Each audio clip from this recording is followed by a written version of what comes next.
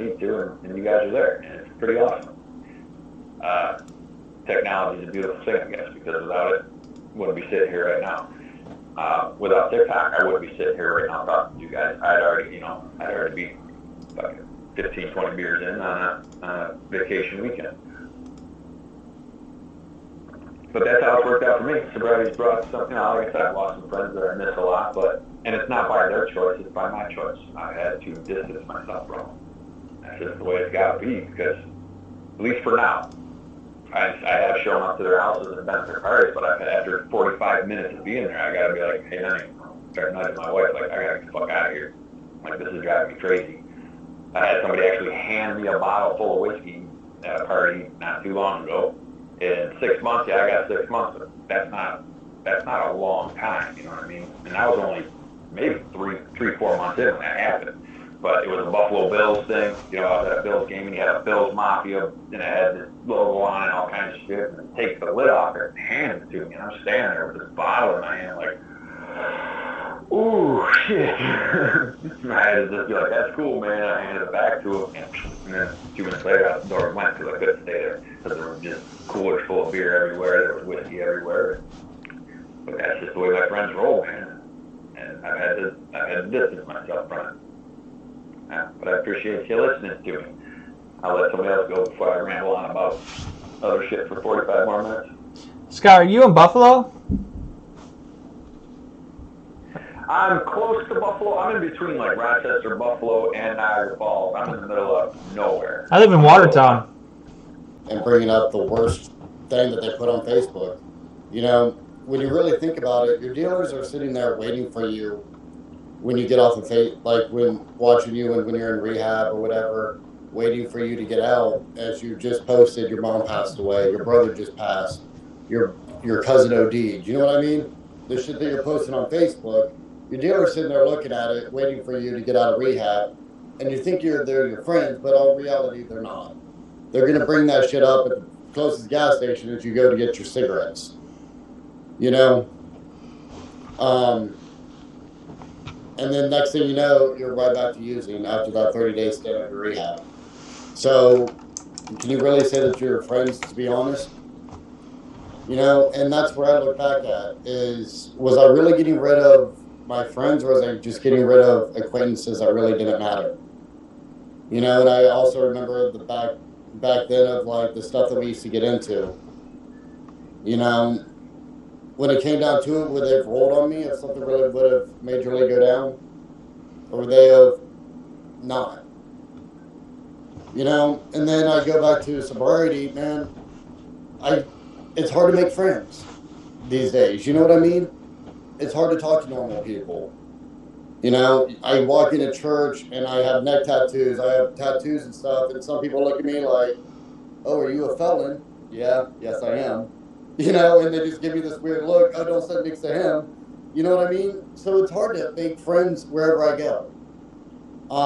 Just like what Scott was saying, I give props to my girlfriend. I really do. I'm annoying fuck. And I get a fuck off like 100,000 times a day. Like, will you please leave me alone? Just leave. Yeah, babe, I'll go out to the car for a little bit, smoke a cigarette. I'll come back and annoy you for another 10 minutes until you tell me to leave again. You know, I have to give props to her. I really do. If it wasn't for my NA group and me working the steps, I have a bunch of character defaults that just don't go away overnight. And it's hard. It really is. But it gets easier as days goes on, and as I pick up the phone and call the better people in my life than the people that were in my life. I call my sponsor every day, talking about, hey man, I really need you today. I just need someone to talk to about nothing. You know, I know this one person that's dating this dude that reminded me of just like me. You know, using somebody just to get shit. You know what I mean? And there's nothing I can do, and I know that. But the best thing I can do is distance myself. And that's one of the hardest things I have to do as a friend, is put myself away. I'm really great at toxic relationships. If you want to know how to get in a toxic relationship, give me a call. For real. I can give you a thousand ways of how to get in a toxic relationship looking for my past ones. You know, and if any of you guys see this, to be honest with you, the toxic part about that whole relationship was me. I was the toxic part of it.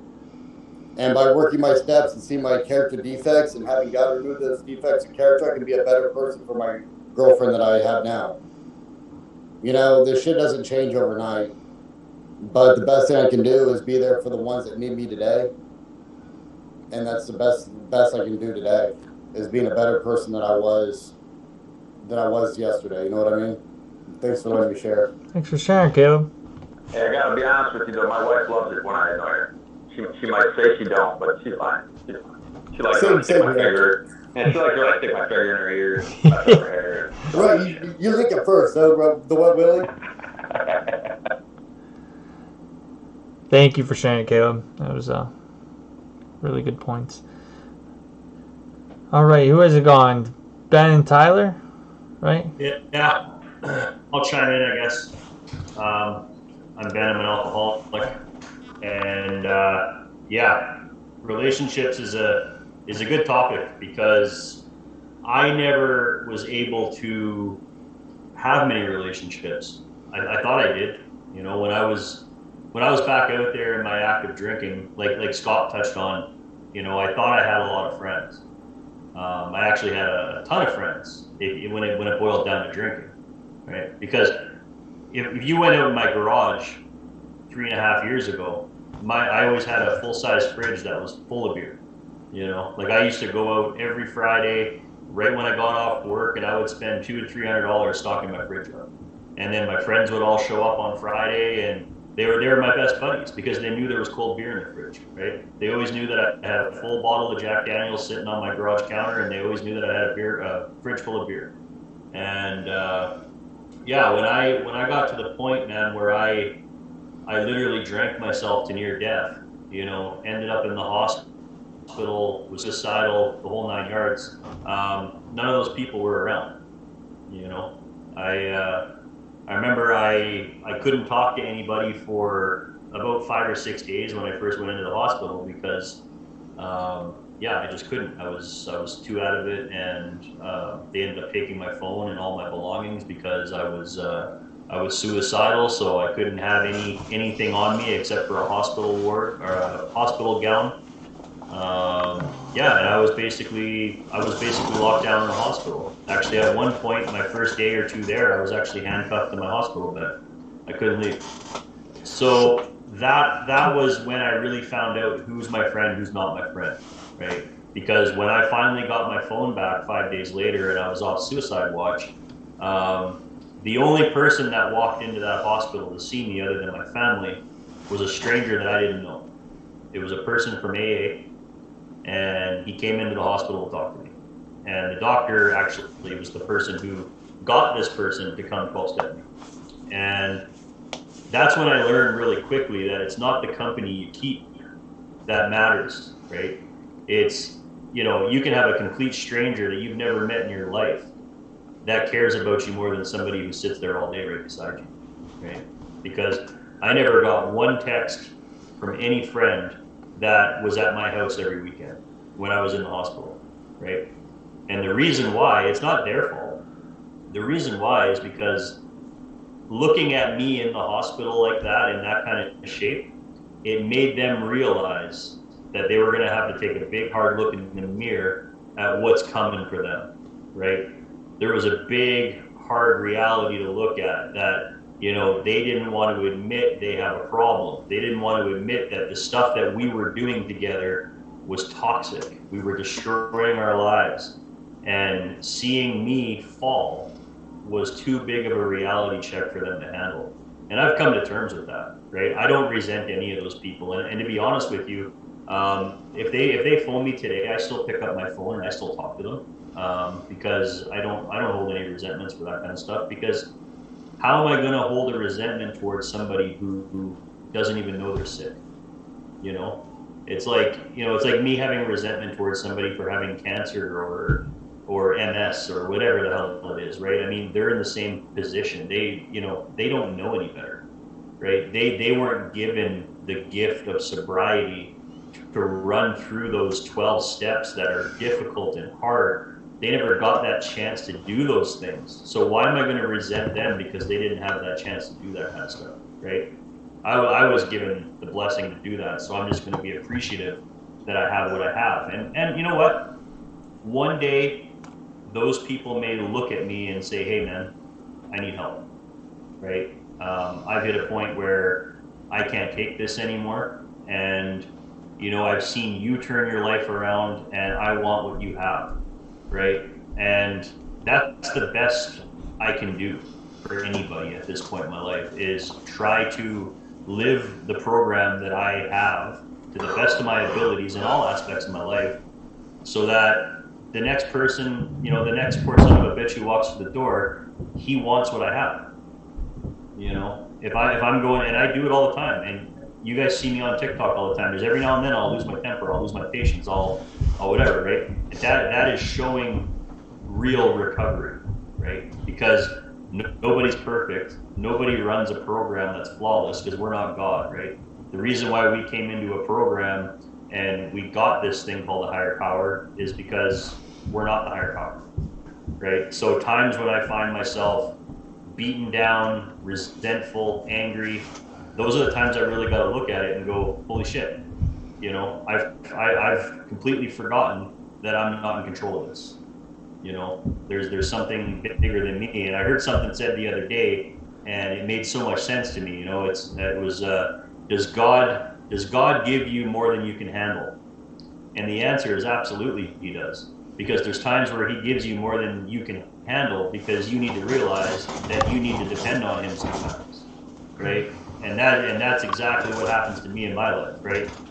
He'll give me, you know, the chips will be good, life will be going good, and then all of a sudden I'll have a day where I just fall apart because I can't handle it. I can't handle the mental stress. I can't handle the, you know, everything that's coming at me at 100 miles an hour, and I fully break down. And me breaking down is like I said, I'll make a TikTok where I'm pissed off at something. I will lash out and freak out on my kids or my wife or whatever. And those are the times where I have to sit down and realize that, like, you're trying to control too much, man. You know, you're trying to really control too much. And those are the things that destroyed my relationships. Like my marriage, I've been married to my wife for, Jesus, I mean, lost track, man. Like 14 years or something like that. And, you know, really, we've only been married as long as I've been sober, man. Like relationship-wise. Like we were together, but we didn't have a relationship, right? Our relationship consisted of her being terrified that I was getting drunk on a Friday night, you know, being embarrassed Friday night and Saturday night, Sunday night trying to make sure that I wasn't grumpy because I was hungover, you know, trying to make sure there was enough money in the account to make sure the kids had what they needed because I was skimming money everywhere for fucking booze. You know, that was how I was living, right? So she was essentially my mother for the first 10 to 11 years of our relationship. That wasn't a husband-wife relationship. That was pretty much a mother-son relationship, right? And that's really what it was. And the only reason she didn't leave my ass when she should have was because she was worried that, you know, I would fall apart if she left. And she was right. I probably would. I probably wouldn't even be here to talk to you guys if she would have left. You know, but that boils down to, once again, my higher power, right? The reason why she didn't walk out on me 5 years ago is because my higher power knew that if she left, I was done for, right? So, yeah, I mean, that's what I did, guys. I used to play God. I used to think that I was in control of everything. You know, whether or not my wife is around or my kids are around or any of that, that's, you know, I control all that kind of stuff, but I don't. My relationship with my partner and my wife, it's a gift. It's a loan. You know, like I only get this because I'm blessed with this for today, right? My kids, it's the same thing, right? It's sad to see it, but I watch people, you know, have to bury their kids every day. I watch people have to bury their wives every day. I watch, you know, I don't have to deal with that today because I'm blessed that I get to have my family healthy and around me because my higher power says I can, right? He can take that away just like that, right? And I just need to be grateful that, you know what, that hasn't happened yet, and I just got to be thankful for today, because yesterday is gone, that ain't coming back, and there's nothing I can do about yesterday. Tomorrow ain't promised.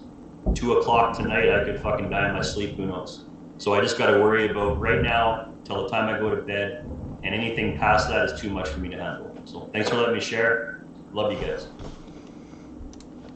And thanks for sharing that, buddy. Amazing. Tyler. Floor is yours. Thank you. Hi, I'm Tyler. I'm an alcoholic. Relating a lot to Scott, Ben, and Travis. Speaking about control, my little notes of things that get triggered in my thought process of what I want to speak about. And since the last thing is important is control with relationships, I try controlling every aspect of significant other, partner, the occasional one-night bar stands at bars, and you know, and then with my friends, it all revolved around who was going to get the alcohol and where we were going to go. And I would control that environment. I could be at a stranger's house, never met them in my life, but I would control the environment. And I mean that by pretty much making sure every drink was full. I was the party animal. I loved to be the center of the party, all eyes on me. And I did not realize that actually until I started my sobriety.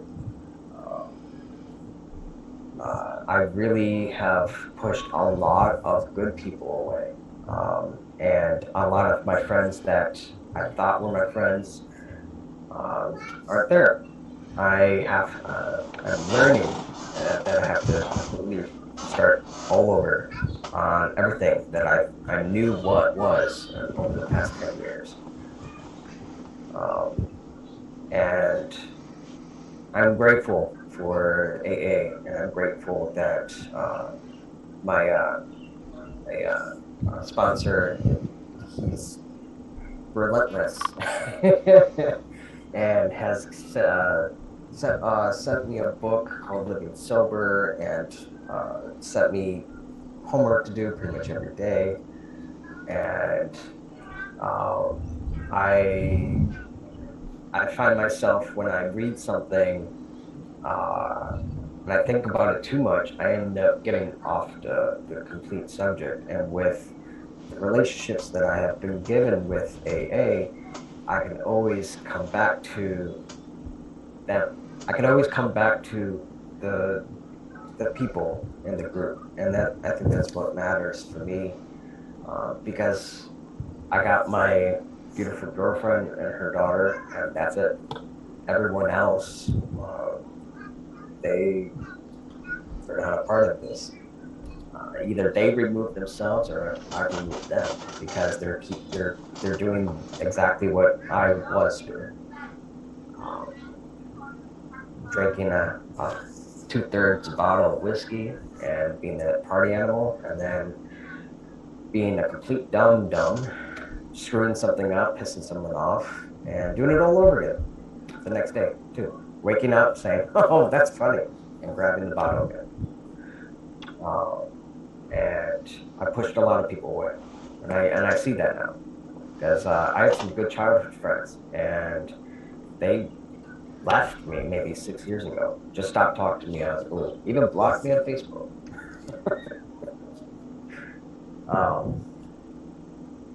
So, I'm doing good though, and being here in the environment with friends here, the daughter's friends, and everyone, we're all camping around each other, and it's a great environment for me because I'm in control of my area over here, and then anyone else can do whatever they want in their area. As long as I am in our area of tent, I can drink my Propel, my water, and just relax. And maybe later before the meeting ends, I'm gonna flip the camera around and you guys can see the ocean front. It's very, very peaceful and relaxing.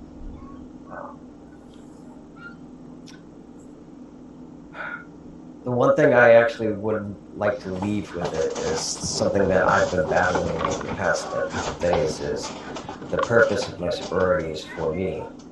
And why the hell did I start with I will stay sober if I won't drink because. And this was part of my homework actually, and I wanted to change that. I wanted to change it in here for me, and to really say I want to be sober for me and for myself, and it's for everyone else too that I care about and that I love, but I want to be better. I want to be better. So I will leave it at that. Yeah, relationships. I've pushed a lot of people away. Thank you for letting me share. Hey, if I can jump in real quick before you come back in. I was going to say a couple things real quick. One, Tyler, it doesn't matter how you get here, as long as you fucking get here, man. You might have came here for other people, that's cool. Just stay, and that doesn't matter. It doesn't, not count. You know what I mean? Just keep working at it, dude. And the other thing is, I think I heard it a lot. I know I just said the word. But a lot of the things that drove me in my relationships and the way I behaved in them was fear. Fear of abandonment. So if I can push you away, at least you're leaving either way in my mind. But at least I'm in control of you leaving. You're not going to blindside hurt me. I'm going to be in control of this. Correct. And I was held by fear in every way in my life. No, that's actually a great way of putting it. I was, in fact, actually, I've just recently was told maybe 6 months ago by a coworker, why do you think anything that happens is going to be a bad thing? And I'm like, because everyone screws me over, so I'm going to screw them over first.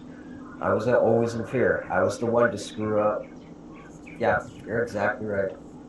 I'll tell you right where my alcoholic brain went was when he said he only drank 2/3 of the bottle of whiskey. I was like, what did he do with the rest of it? Drank it the next morning. Saved it for the coffee? I mean, where did that go? No, I'm talking about a Costco-sized bottle.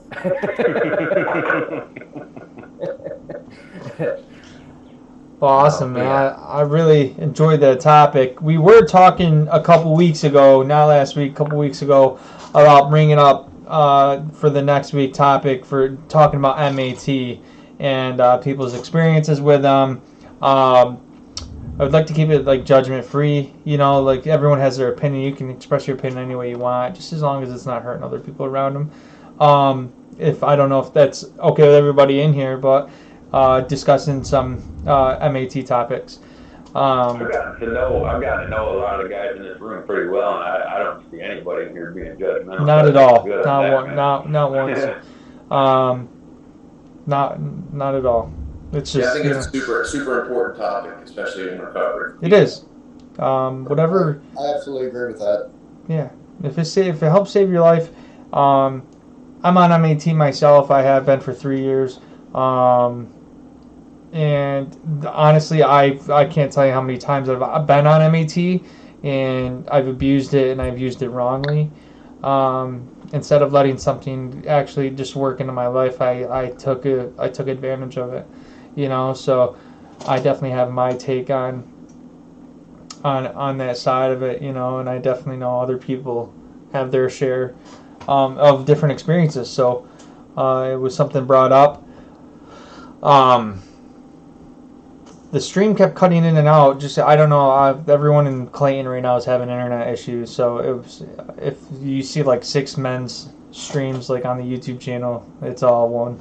So I just had to keep starting it. Michelle Singletary said, "Hey guys," and to Ben, facts. That guy inspired me to take action to protect my mental health. So I just got the new camera. I was running short notice. We will be able to show the live comments. And we are going, if we can we post a video up on Mondays and Fridays, sharing the time and date of the men's podcast. That way we can get as many people in here as we can. I'd still like to get another group going for maybe like a Wednesday or something. So even if you guys are free to jump on a Wednesday group, so we can fill it up, because I know not everyone can be. If some of you guys can jump on, we can make it as big as we want. Just gonna try to get it a couple more times during the week. Send me all the information, because if you just tell me, I'll forget. But send me the information about the women's podcast too, because there's a couple of women I'd like to pass that information on to see if they'd like to participate, because there's a lot of good stories out there, and a lot of good people that I know on TikTok that would be awesome on that podcast. Absolutely, and you know what? Liv's been actually by herself the last 2 weeks because people haven't been showing up, so it's been really unfortunate, but I know some people that'll show up for sure. It happens, it does. It happens, and we want to make sure we're impacting both sides, not just, because this thing it's important. I just throw a wrench into this thing here real quick, just because I've wanted to actually use, make this into like a TikTok, literally, but I've always been hesitant to, because it always, TikToks have a way of getting like misinterpreted, and then people stitching it and then only putting the part they want in the stitch, and like, you know what I mean? Right. But the thing is, I'm glad we're talking about this next week, but I just want to say really quick to anybody listening to this podcast, right? I've heard it so often about 12-step recovery and the whole map thing bumping heads, right? It's always like this isn't right and that's right. I've been around AA and the 12 steps a long time, and I will tell you, people that are running the 12 steps and they're actually working the 12 steps, not just going to meetings and drinking coffee, I'm talking about actually working the steps. If you're working the steps and you're following the traditions, AA or NA, they have no opinion on outside issues. Correct. So Matt is an outside issue outside of the program. So absolutely, if we're running our program, we have no opinion on that, and we can't give our opinion on that. And the second thing is if we, we can give our opinion on it from a personal level, but we can't use program to program and do that, right? And the other thing is we can't be dragging AA, or if you're in NA, you can't be dragging those groups into public controversy, right? So you can't be I'm so tired of seeing people that are like Mr. AA and Mr. NA, and they're going on the comments section online, and you're not doing it properly, and you're not this, you're not, you know what? That's public controversy, right? The internet wasn't invented back in 1940 and 1950 when these traditions were made up. But I promise, if they revise this program, it's going to stay in there. We have no opinion on outside issues, and we have, we're not going to drag the AA or NA name into public controversy, right? And online is part of that. But not even just the traditions in our steps as well as taking another person's inventory. That is not working the steps if you are judging and taking other people's inventory. Absolutely. Because honestly, though, like I can honestly sit in here in my head and be like, man, MAT is wrong. But that is not my place to jeopardize your recovery because of an opinion that I have on something. You know what I mean? And it does. It's not my place. It's not. So taking another person's inventory, if you're truly working the steps and you're judging another person because they're on MAT or whatever, it doesn't even, not even just that, on anything, that is not truly working the steps. Yeah. And not even from a program thing, not even from a program standpoint, it's life in general. We all have a destination we're heading to. Whether you take a boat, whether you run, whether you fly, no matter how you get there, like, you're not going to make fun of anybody in the gym trying to get better because they're in the fucking gym trying to get better. Exactly. They might not be doing the advanced workouts, they might not be doing the proper form, but they're trying to better themselves. Right. You know, not only that, but it's not my life. It doesn't affect me. Correct. Like that's their program. It's their life, man. As long as they're improving themselves, God bless them, man. Let them do what they got to do. Absolutely. You know, it's like the same thing if you're dating somebody. I can't take my girlfriend's inventory for her. You exactly. know, she can't, no matter how bad she wants to, she can't take mine. Yep. You know what I mean? So. And it's the same shit. But that's also a character defect too, so that could be definitely a topic for later down the road. Because I used to be that person, because it would take everything off of me, because I would be so focused on everyone else, you know. So it's normal. Those are things that we need to get out to people, is that we still, after we've put down the drink or the drug, we still have a lot of work to do. It's not just over 3 years later, 10 years later. Like this, there's always room for growth, and if there's not, you're not doing something right. Drinking the drug was just the start for me. Exactly. Exactly. That's why we did the mental health series too, which would be also another great topic. You know what I mean? Well, so like in my own group, we have this thing called Playing Dead. I mean, Scott's been there, and Alan's checked it out a couple times. But you know, like, and we have, the way we approach it in my group is we have alcoholism. That is a mental illness. It is something that's wrong with our brain or different than other people's. So these people who are in comment sections bringing other people down, they have alcoholism and they're sick and it's untreated.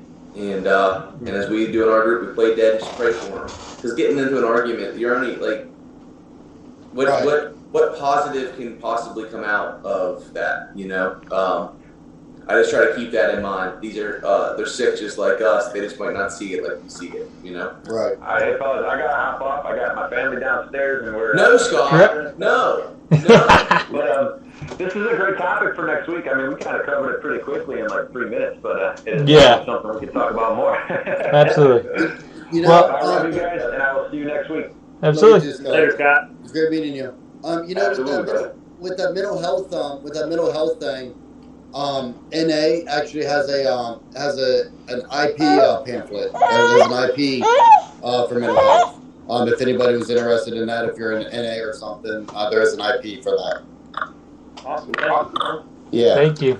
Well, thanks for having me, boys. Yeah, absolutely, guys. Another great week. Caleb, thanks for joining this week, man. It was a pleasure to have you on. Hope to see you next week as well. Yeah, for sure. Trav, always nice. Alan, Ben, Tyler, thank you, fellas. We will be back next week. See you guys. See you Love guys. you guys. Thank you.